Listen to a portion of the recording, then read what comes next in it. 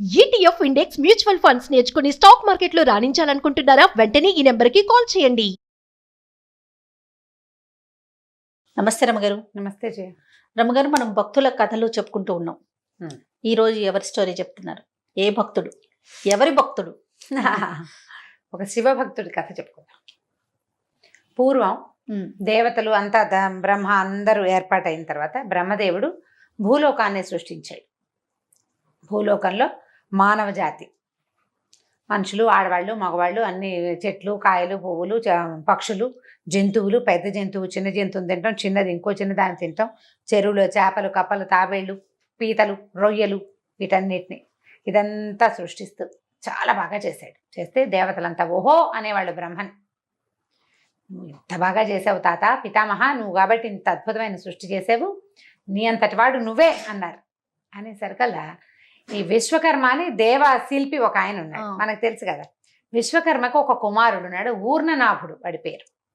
ఈ ఊర్ణనాభుడు పెద్ద గొప్ప, ఎందుకంటే బాగా చేస్తాను నేను కూడా చేయగలను అన్నాడు. అనేసరికల్లా బ్రహ్మదేవుడు అన్నాడు, ఏమిట్రా పొగరా నీకు, ఇలా అంటావా? అనేసరికల్లా ఊర్ణనాభుడు అన్నాడు, అవును తాత, ఇప్పుడు నువ్వు ప్రపంచాన్ని సృష్టించావు, మా నాన్న చేస్తాడు, నేను కూడా చేయగలను ఇవన్నీ, నాకు కూడా వచ్చు. మేం చేయలేనిది నువ్వేం చేసావు? మేము చేయగలిగింది నువ్వు చేసావు, అంతే, నీలాంటి వాళ్ళమే మేము కూడాను, నీ గొప్ప ఏమిటి అన్నాడు. అనేసరికల్లా నిజానికి ఏమిటి బ్రహ్మ సృష్టికి వీళ్ళ సృష్టికి తేడా? బ్రహ్మదేవుడు ఒక బొమ్మను చేసి దాని ముఖాన దాని విషయం రాసి పంపిస్తాడు, ప్రాణం పోస్తాడు. శిల్పి వస్తువు చేసి ప్రాణం పోస్తాడు, దాని మొహాన గీత గీయలేడు. బ్రహ్మ రాత వేరు, ఇతనికి అది తెలియదు. ఒక పొగరబోతుంది, ఆ బొమ్మ నేను చేయగలను, అది నాకు వచ్చు, ఆ భావంతో అన్నాడు. అనేసరికల్లా బ్రహ్మదేవుడి కోపం వచ్చింది. ఒరే, నీ పేరు ఊర్ణనాభుడు, ఊర్ణనాభం అంటే నాభి ఎందు కొంచెం ఊరే జిగురు వంటి పదార్థం ఉన్నది, దాన్ని సాలీడుని కూడా ఊర్ణనాభం అంటారు. సాలిపురుగు పేరు కూడా ఊర్ణనాభమే, నువ్వు సాలిపురుగు అయిపో, ఏం కడతావో ఇళ్ళు బాకిళ్ళు కట్టు అని చెప్పి ఆయన ఏం చేశాడు, ఈ ఊర్ణనాభుడిని సాలిపురుగుని చేసి పడేసేసాడు. పడేసరికల్లా బాగా దుఃఖపడ్డాడు.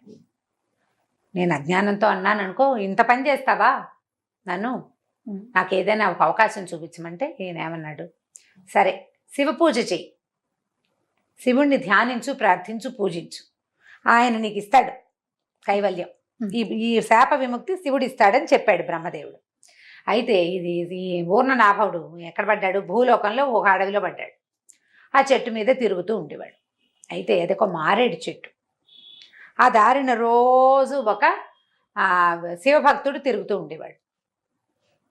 ఎట్లా శివుణ్ణి చేరాలి, ఈ సాలీడు పూజ ఎట్లా చేస్తుంది? శివుడి దగ్గరికి వెళ్ళాలి, శివలింగం కావాలి దానికి. అయితే ఈ శివభక్తుడు ఏం చేసేవాడు, ఈ అడవిలో ఉన్న పత్రి పువ్వులు గివులు అన్నీ కోసుకుని, ఈ మారేడు దళాలు కూడా కోసుకుని తీసుకెళ్లి శివలింగం మీద పోసి దండం పెట్టుకునేవాడు. రోజు వచ్చేవాడు. ఈ ఊర్ణనాభుడు ఏం చేశాడంటే, ఒకనాడు ఆ మారేడాకులతో పాటు తను కూడా వెళ్ళిపోయాడు ఆయన పూల బుట్టలోకి. ఈయన ఏం చేశాడు, ఆ పువ్వుల బుట్ట పుచ్చుకుని వెళ్ళి అది శివుడి మీద అర్చన చేశాడు. ఈ అర్చన సమయానికి ఊర్ణనాభుడు తప్పించుకున్నాడు, ఆకుల్లోంచి తప్పించుకుని ఓ మూలకొచ్చున్నాడు. ఆయన పూజ పూర్తి చేసి వెళ్ళిపోయాడు. అప్పుడు ఈ ఊర్ణనాభుడు వెళ్ళి ఆ శివుడికి సాష్టాంగపడ్డాడు. ఆ పరమాద్భుత సౌందర్యంతో అలరారే ఆ శివలింగాన్ని చూసి మైమర్చిపోయాడు. భగవద్ దర్శనం దొరికిందని సంతోషించి, ఇప్పుడు ఏం పూజ చేయగలదు? ఊర్ణనాభం పూజ చేయాలి. ఏం చేయగలదు? సాలీడు ఏం చేస్తుంది? ఏమీ చేయలేదు. కానీ సాలీడికి ఒక బ్రహ్మాండమైన విద్యుత్తు గూడల్లటం వచ్చుదాన్ని. అవును, దానికి పొట్టలోంచి వచ్చి స్రవించేటువంటి ఆ లాలాజలం లాంటి జిగురు పదార్థంతో సన్నటి బంగారు తీగల లాంటి ఇవి వస్తాయి దారాలు. ఆ దారాలతోటి శివుడికి పెద్ద గుడి కట్టింది ఈ ఊర్ణనాభం. ఆ గుడి కడితే ఇప్పుడు సాలెపురుగు తీగలు ఎంత సన్నవి, గాలి వస్తే దిగిపోతాయి. శివలింగం మధ్యలో ఉంది, దీని మీద నుంచి హర్మ్యాలు చక్కగా ఓ పెద్ద కోటలాగా కట్టింది. గుడి, గోపురం, గాలి గోపురం, రాజద్వారం, సింహద్వారం అన్ని పెట్టింది, అన్నీ కట్టింది. ఇక అదే పని, అదే తను చేయగలిగే సేవ శివుడికి చేస్తూ ఉండటం. ఇంతలో గాలి వచ్చేసరికి తెగిపోతుంది, ఇది పోయి అక్కడ అతుకు పెడుతుంది. మరి అతుకు పెట్టాలి కదా, హర్మ్యాన్ని ఉంచాలి, శివుడి గుడిని ఉంచాలి. ఈ లోపల రెండో పక్కన తెగిపోతుంది, అక్కడికి పరిగెడుతుంది. ఇక ఇదే పని. ఆ శివుడు చూస్తున్నాడు, ఏమిటో దీని తాపత్రయం పాపం. చూసి చూసి చూసి కొన్నాళ్ళు అయ్యాక ఏం చేశాడు శివుడు, ఒక రోజు ఈ భక్తుడు పొద్దునే వచ్చి దీపం పెడతాడు. ఆ గూడులాగా ఉంది, అది అందంగా ఉంది, అతనికి కూడా తెలుస్తోంది. అది వచ్చి దీపం లోపల. పెట్టి వెళ్ళాడు. అయితే ఆ ఈ శివుడు ఏం చేశాడంటే ఆ దీపపు ఒత్తిని ఎగసని దూశాడు పరమేశ్వరుడు. ఏం చేస్తాడో చూద్దాం. ఈ ఒత్తి పైకి ఎగిసేసరికల్లా మామూలుగా మనం ఏం చేస్తాం దీపారాధన చేసేటప్పుడు ఒత్తి కొంచెం కిందకి పెడితే ఎక్కువసేపు నిలిచి కాలుతుంది. పైకి ఎగసని దూసాం అనుకో భగ్గుమని జ్వాల ఎంత ఎత్తున వస్తూ ఉంటుంది, ఆ మంట ఎక్కువ వస్తుంది. ఈ వచ్చే జ్వాల ఈ సాలెపురుగు తాలూకు ఈ దారాలకు అంటుకుంది. క్షణంలో కాలిపోయింది. పూర్ణనాభానికి కోపం వచ్చేసింది.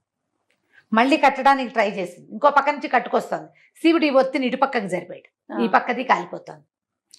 ఏం చేయాలో తెలియలే. అదేమనుకుందంటే ఈ దీపాన్ని మింగేద్దాం, దీపం వల్లే ఇది జరుగుతోంది,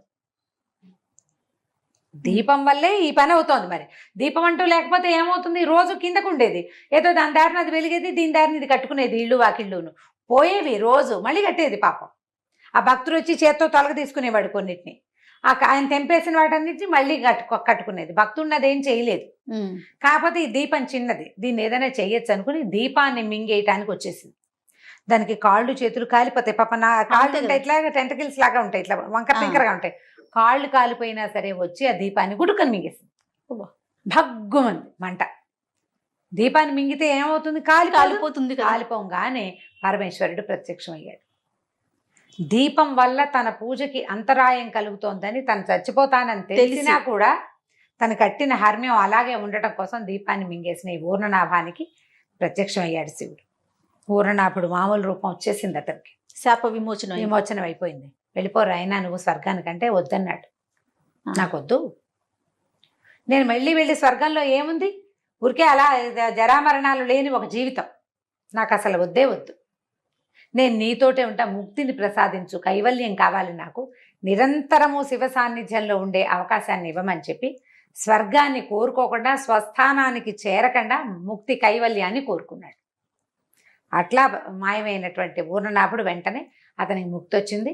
కైలాసంలోనే నిరంతరము శివ ప్రమథ గణాలతో పాటు అక్కడే నివసించే అవకాశాన్ని భగవంతుడు ఇచ్చాడు అతనికి. ఎంత బాగుందండి. మనం కాళహస్తి కథ వింటాం, ఇలాంటిదే.